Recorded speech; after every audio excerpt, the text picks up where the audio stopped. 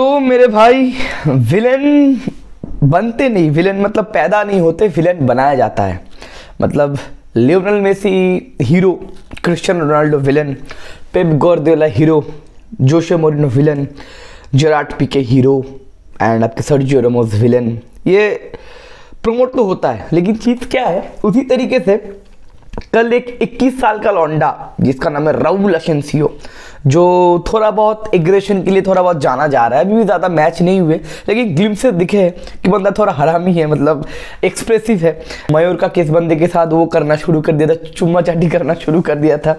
वो बंदा कल के मैच में 90 मिनट तक खेला और उसने देखा कि क्या चल रहा है। देखो, मैंने बहुत सालों बाद, मतलब कम से कम एक डिकेड बाद ऐसा एक रेफरिंग देखा या फिर ऐसा एक मैच देखा जहाँ पे गलत डिसीजन नहीं हो रहे थे। देखो, गलत डिसीजन होना अलग बात है कि दो गलत डिसीजन यहाँ पर हुए, दो गलत डिसीजन वहाँ पर हुए। देखो, हर एक मैच में गलत डिसीजन होता है, हैंडबॉल, पेनल्टी होता है, ठीक है, उसको अवॉइड कर देते हैं। उसके बारे में मैं अपने चैनल पर बात नहीं करता हूँ और आपको भी करना नहीं चाहिए, क्योंकि आज के टाइम में गलत डिसीजन बताओ, प्रीमियर लीग में बताओ, चैंपियंस लीग में बताओ, ला लीगा में बताओ, सब जगह पे होता है। लेकिन पहली बार मैंने कल देखा कि 45 मिनट्स में 7 से 8 गलत डिसीजन, 8 गलत डिसीजन एक ही टीम के अगेंस्ट में हुआ, और भी वो भी 45 मिनट्स में। एक प्लेयर को रेड कार्ड मिला, मैनेजर को येलो कार्ड मिला, एम्बापे भाग रहा है, उसको कूनी दिया जा रहा है, फ्रांक गार्सिया को भैया धक्का मार के फेंका जा रहा है। मतलब डेंजरस टैकल हो रहे। चीज क्या है कि एस्पेनियोल के मैच से पापा का या फिर रियल मैड्रिड के मैनेजमेंट का दिमाग घुमा और वो लोग डायरेक्टली आके बोले कि रेफरी चूतिया है। अब चीज़ क्या है कि एस्पेनियोल के मैच में हम लोग हारे या फिर कुछ हुए इसकी वजह से नहीं, पिछले सीजन में भी झूठ का बहुत सारा गोल डिसअलाउड हुआ था। बॉल हवा में था, वैलेंसिया के मैच में शायद बॉल हवा में था, रेफरी ने सीटी बजा दिया था, वो गोल कैंसिल हो गया था। तो बहुत कुछ हुआ था, बहुत चूतियापा पिछले सीजन में भी हुआ था, लेकिन हम लोग ला लीगा जीते, यूसीएल भी जीते। लेकिन एस्पेनियोल के मैच के बाद पापा पेरेज बताओ या फिर जो रियल मैड्रिड टीवी तो बहुत कुछ करता रहता है, या फिर रियल मैड्रिड के जो मैनेजमेंट है उनका दिमाग क्यों घुमा पता है? क्योंकि जो किलियन एम्बापे को वो जो टैकल था एस्पेनियोल के मैच में, वो टैकल मैच हारने वाला या फिर मैच जीतने वाला टैकल नहीं था। किलियन एम्बापे वहां पर इंजर्ड हो सकते थे, 2, 3, 4, 5 महीने के लिए बाहर जा सकते थे। मतलब अगर मेरा टीम का एक प्लेयर के ऊपर ऐसा थ्रेटिंग टैकल हो रहा है कि भाई 3-4 महीने के लिए बंदा वापस जा सकता है, मतलब बाहर जा सकता है। ऑलरेडी हमारे पास ACL, भरपूर ACL है। अलावा ACL से आया 1.5 साल के बाद, इधर मिलितो का ACL, कारवाल के ACL, कोर्तुआ बाहर था पिछला सीजन, पूरा सीजन। अगेन एक बंदा 26 साल का लौंडा जो यहाँ पे करियर बनाने के लिए आया है, उसको अगर 3-4 महीने बाहर कर दो, और मतलब फुटबॉल फैंस, राइवल फैंस ऐसे भी है कि दूसरों के इंजरी के ऊपर बहुत मतलब क्या बोलते हैं, खुशियां मनाते कि इंजरी हो गया, तो उनको तो छोड़ ही दो। मतलब टॉक्सिसिटी तो है। मतलब चीज़ क्या है कि अपने प्लेयर्स अगर इंजर्ड हो जाते तो बोलते भाई क्या बैड लक है, दूसरा अगर इंजर्ड हो जाए तो बोले ये अच्छा हुआ। तो ऐसे राइवल्स फैन तो होते, मैं ट्विटर पे या फिर इंस्टाग्राम पे देख तो रहा हूँ, बहुत सारे कंटेंट क्रिएटर भी है कि भैया दूसरा का प्लेयर इंजर्ड हो गया तो यस इंजर्ड हो गया, और खुद का प्लेयर इंजर्ड हो गया तो रोने लग जाएंगे, अरे मेरा प्लेयर इंजर्ड हो गया। तो चीज़ क्या है कि घुटनों के ऊपर बंदे को टैकल किया गया एस्पेनियोल के मैच में, और बंदे को बुकिंग स्ट्रेट रेड कार्ड था, वो स्ट्रेट रेड कार्ड था, लेकिन रेड कार्ड नहीं दिखाया गया। मतलब उसके बाद पापा का दिमाग सटका, रेफरी को पॉइंट आउट किए, रियल मैड्रिड जो टीवी है वहां पे डायरेक्टली चैनल पे एक्सप्लोज करने लगे, और उसके बाद पंगा हो गया थोड़ा बहुत पापा पेरेज के साथ, रेफरी कमेटी का पंगा हो गया, मतलब जो ईगो क्लैश होते हैं। एंड उसके बाद कल के मैच में जो पहले 45 मिनट पे ये क्लियर दिख रहा था कि भाई क्या चल रहा है। कि आपको क्या लगता है मैं जूड बेलिंगम को जो रेड कार्ड उसके ऊपर बात करना चाहता हूँ? जूड बेलिंगम का रेड कार्ड तो छोड़ो मेरे भाई, आप ये देखो 8 डिसीजंस, उसमें से 2 से 3 पेनल्टी हो सकता था, क्लियर हैंडबॉल था।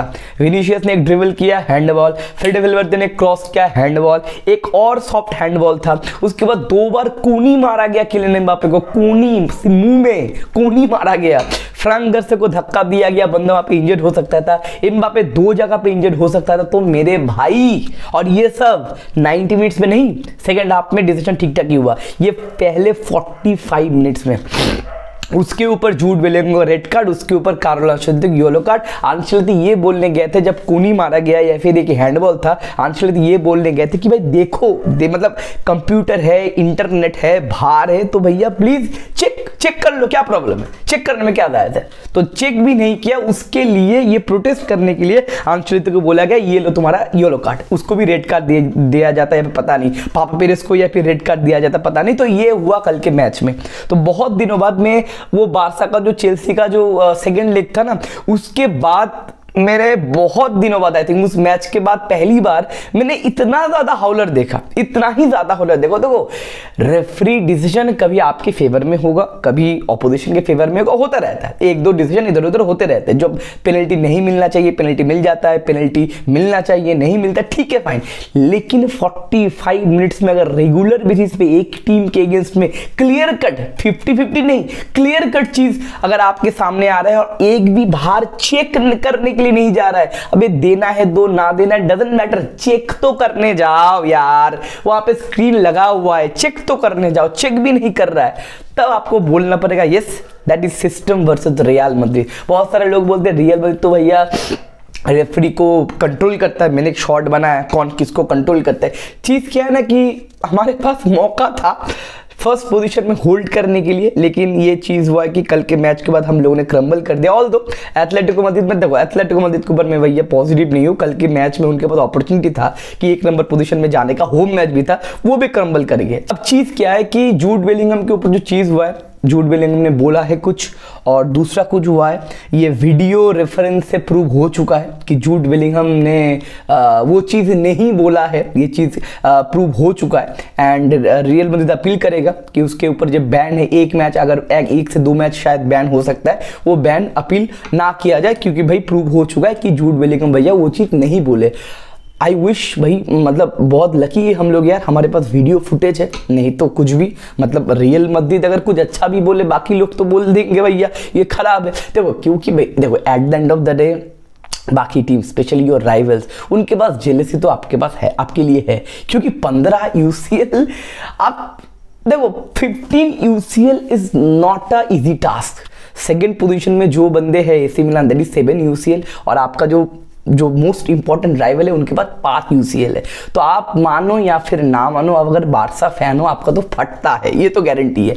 अब आपको तो डायरेक्टली बोल नहीं सकते हम लोग पीछे हैं, मतलब आप एक चलो रियल मैड्रिड को छोड़ दो, आज मैन सिटी जो 6-7 साल से जो कर रहा है प्रीमियर लीग में, आपके जो राइवल्स फैन थे लिवरपूल बताओ या फिर यूनाइटेड बताओ, ये लोग बार बार पेप को क्यों बोलते कि भाई 115 चार्ज 115 चार्ज है उनके क्लब के बारे में, उसको छोड़ दो। मतलब अगर आपके पास अगर अचीवमेंट नहीं है, मतलब आपके पास अगर एक बंदे के पास अगर ट्रॉफीज है तो उस ट्रॉफीज को डाउनग्रेड तो करना पड़ेगा ना। रेफरीज को पैसा खिलाता है रियल मैड्रिड, रेफरीज को अगर इतना ही पैसा खिलाता तो मेरे भाई, तो बहुत सारे मेरे पास एविडेंस है। एक में ये लोग रेड कार्ड में बोलता हूँ, जूड बेलिंगम का रेड कार्ड मेरे को किस तरीके से रेड कार्ड लगा।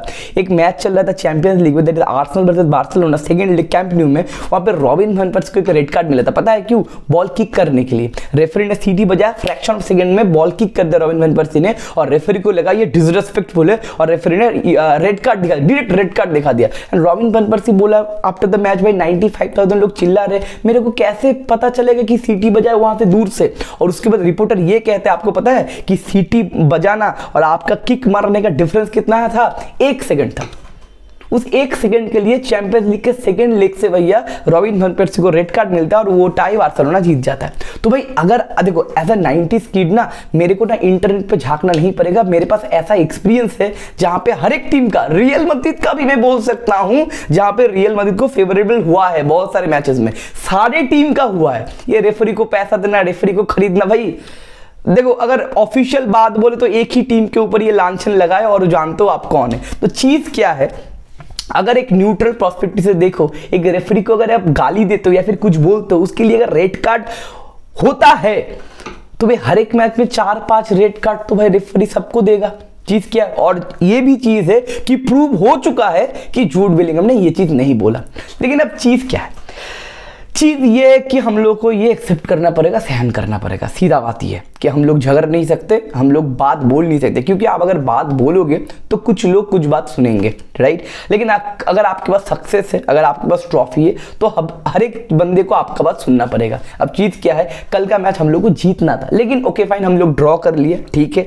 अगर कल का मैच बार्सिलोना जीत जाता है तो ऑब्वियसली बार्सिलोना टॉप में आ जाएगा, लेकिन पॉइंट्स दोनों का सेम रहेगा, राइट। सिर्फ गोल डिफरेंस से आगे जाएगा। अब चीज़ क्या है, जूड बेलिंगम आज एक अपना स्टेटमेंट दिए है कि भाई सब कुछ ठीक है, लेकिन मैं थोड़ा ओवर कमिट कर गया एंड मेरे टीम को अकेला या फिर उस कंडीशन में फेंकना नहीं चाहिए था, मैच जीतना चाहिए था। तो ये मैच्योरिटी के लिए बहुत एक इंपॉर्टेंट सबक है सारे प्लेयर्स का। एम्बापे बताओ, विनी बताओ, राउल अशिंसी बताओ, जितने सारे प्लेयर्स हैं, और एकजुट होने का एक बहुत टाइम है। क्योंकि देखो कल के लाइव में मैं एक चीज़ बोल रहा था कि भाई एम्बापे का जो नैरेशन था, एक नैरेटिव था ना कि एम्बापे आएगा ड्रेसिंग रूम फालतू कर देगा, एम्बापे बहुत ईगो फैला देगा, रियल मैड्रिड खत्म हो जाएगा, वो नैरेटिव तो काम नहीं कर रहा। राइवल फैंस का जो न्यूज रिपोर्टर जो है, एम्बापे तो आराम से चिल आउट मार रहा है और गेम खेल रहा है, इसका पेनल्टी वो दे रहा है, उसका पेनल्टी ये दे रहा है, ये दोस्ताना हो चुका है, वो तो गया। अब दूसरा एक नैरेटिव आ रहा है कि भाई विनीशियस जूनियर को एक न्यू कॉन्ट्रैक्ट दिया गया है, वो बंदा बोल रहा है कि मेरे को न्यू कॉन्ट्रैक्ट साइन नहीं करना है, यहाँ से ईगो क्लैश हो सकता है भैया, यहाँ से गाली गलौज हो सकता है, मेरे को ज्यादा पैसा चाहिए, मेरे को ज्यादा पैसा चाहिए। ये नैरेटिव शुरू होने वाला था, 2-3 दिन से मैं ट्विटर पे देख रहा था, लेकिन साला ये मैच आ गया। अब इस मैच का नेगेटिव पॉइंट तो है, हम लोगों ने पॉइंट लूज किया, लेकिन पॉजिटिव पॉइंट है क्या पता है, दैट इज यूनिटी।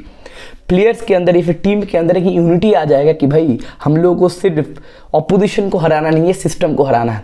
इस सीजन में आप अगर बात बोलोगे, चिल्लाओगे तो कोई बात सुनेगा नहीं, लेकिन इस सीजन में अगर आप चैंपियंस लीग जीतोगे या फिर ला लीगा जीतोगे, हाँ बहुत टफ है, आई नो दैट, हमारे पास खिलाड़ी नहीं है, बहुत टफ है, रोड टू द यूसीएल बहुत ज़्यादा टफ होगा। सिटी को सेकंड लेग हराना पड़ेगा, उसके बाद एथलेटिको मैड्रिड या फिर बायर लेवरकुसेन मिलेगा, उसके बाद इंटर मिलान वगैरह टीम मिलेगा, उसके बाद फाइनल बहुत टफ होगा, आई नो दैट, लेकिन करना पड़ेगा। अगर करते हो तो आपका नाम स्वर्ण अक्षर से लिखा जाएगा, आप बोल सकोगे लोगों को भाई एगेंस्ट में थे सब, लेकिन फिर भी हम जीते। लेकिन डायलॉगबाजी मार के या फिर चिल्ला के आप किसी को प्रूव नहीं कर सकते। कल का मैच जो हुआ बहुत ही घटिया, बहुत ही गलीजपना दिखा है, लेकिन हमारे प्लेयर्स को मैच्योर होना पड़ेगा। कल के मैच में विनी बहुत जगह पे रो रहा था, बोल रहा था कि मेरे को पेनल्टी दो। भाई विनी यार, तू जान लेना, मतलब आपको रियलाइज करना पड़ेगा कि मैच में क्या चल रहा है, तेरे को नहीं मिलेगा। इसी सिस्टम में रहते हुए तुमको काम करना पड़ेगा। आपको विलेन बनना है, आप विलेन बनो, कोई प्रॉब्लम नहीं, आपको विलेन बनाया गया। लेकिन जो मैंने विलेन का नाम बताया, आपको क्या क्या बोले, मोरिनो बताओ, क्रिस्टियानो रोनाल्डो बताओ, सर्जियो रामोस बताओ, ये सारे लोग बात करके प्रूव नहीं किए, ये लोग यूसीएल जीत के, ट्रिबल जीत के प्रूव किए।